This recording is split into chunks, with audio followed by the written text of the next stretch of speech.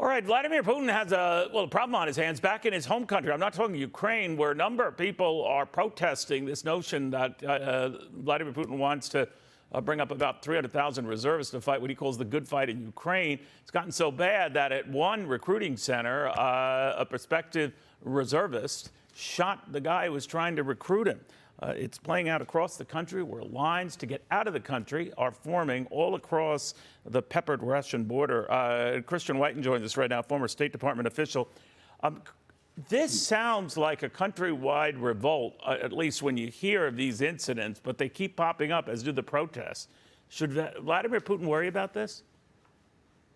He should be worried. It's a question of how much he should be worried. But this is beyond just the liberal European-leaning elites in Moscow and St. Petersburg. You're seeing protests across the country in places as far away as Dagestan, where the police had to actually shoot bullets in the air above protesters to clear a road. So this is a different turn, and we see why Putin probably waited 7 months into the war to take this step. The flip side is that there's never been an efficient Russian start to a war, and the tools of repression available to Putin are pretty strong. So I wouldn't say this imminently imperils his rule. And some of his supporters have actually wanted this moment to come. They've said he's been too soft and should have mobilized long ago. But clearly this is something he wanted to avoid and has decided he's had to take.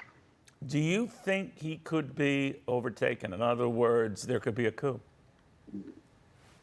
It's possible. It's extremely unlikely. And we've seen that a lot of assumptions made in the West about what keeps Putin in power, like these billionaire oligarchs, where we've been seizing their yachts, right. Even though there hasn't been a lot of legal due process. And those people may have been important to Putin earlier in his tenure, but not anymore. So it could end up like Gorbachev or Yeltsin, where you see a pop-up coup. But if I had to put my money on it, I'd frankly say if you look at the G7, which has been sort of strongest against Putin, that he is going to outlast most of the leaders around that table.